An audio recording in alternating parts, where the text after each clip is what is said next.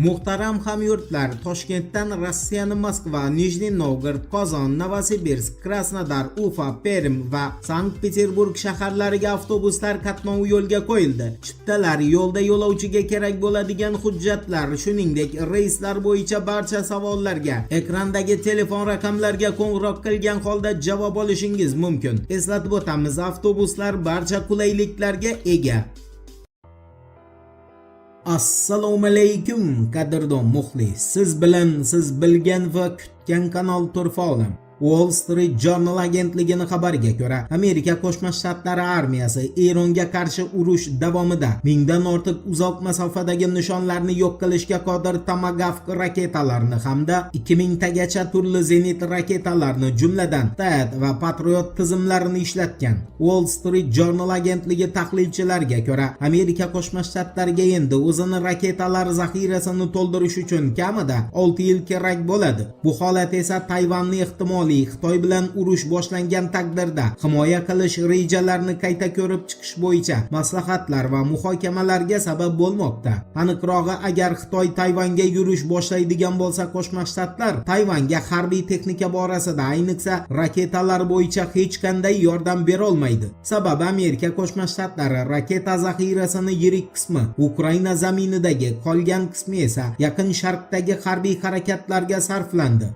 Times of Israel agentligining xabar berishicha, Isroil mudofaa vaziri Israel Katz 23 aprel kungi xavfsizlik bo'yicha vaziyatni baholash yig'ilishida Isroil Eronga qarshi harbiy harakatlarni qayta boshlashga tayyor ekanini va yangi oliy rahbar hamda Eronning energetika obyektlariga zarba berish uchun Qo'shma Shtatlardan yashil chiroq kutayotganini ma'lum qilgan.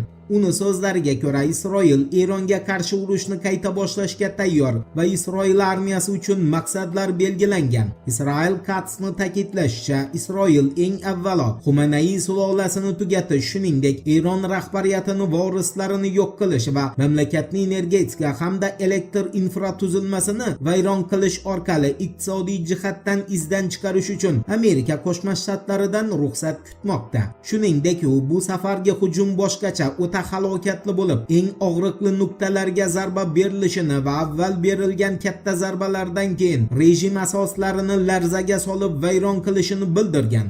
Ispaniyaning El País gazetasining yozishiga ko'ra esa, Hormuz bo'g'ozidagi minalar Eronning ko'rinmas quroli sifatida dunyodagi eng qudratli harbiy dengiz kuchi hisoblangan Amerika Qo'shma Shtatlarini tiyib turmoqda.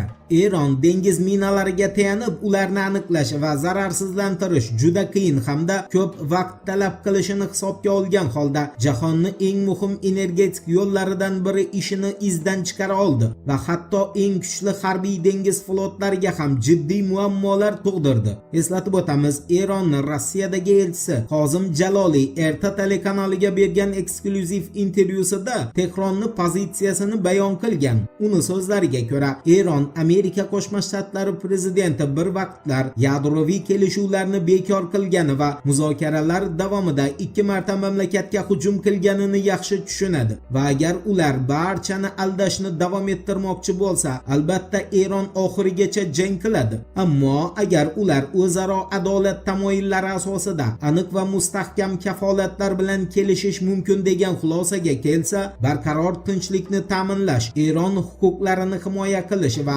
yetkazilgan barcha zarar uchun tovon to'lashni qabul qilsa, Tehron faqat shunday shartlar asosida muzokara olib borishga tayyor ekanini e'lon qiladi. Bu degani Eron chekinmaydi va Amerika Qo'shma Shtatlari bilan Isroil Tehron manfaatlariga mos kelishuv taklif etmasa, u holda Eron kerak bo'lsa oxirgi tomchi qonigacha kurashni davom ettiradi degan gapdir.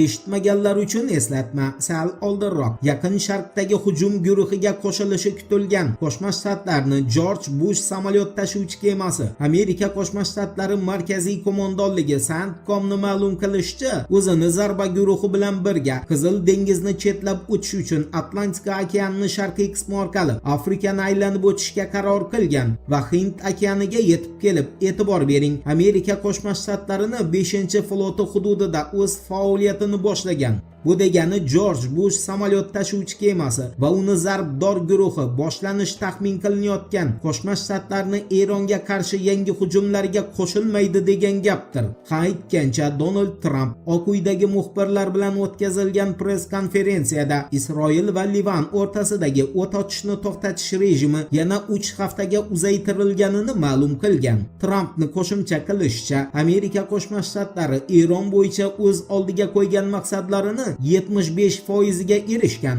va Washington Tehron muzokara istagani uchungina harbiy harakatlarni to'xtatgan. Vaholanki Eron Qo'shma Shtatlardan hech qanday kelishuv so'ramaganini bildirgan edi. Voqealar rivojini birgalikda kuzatamiz. Turfa-olam bilan qoling. Siz kutgan kerakli ma'lumotlar hali oldinda.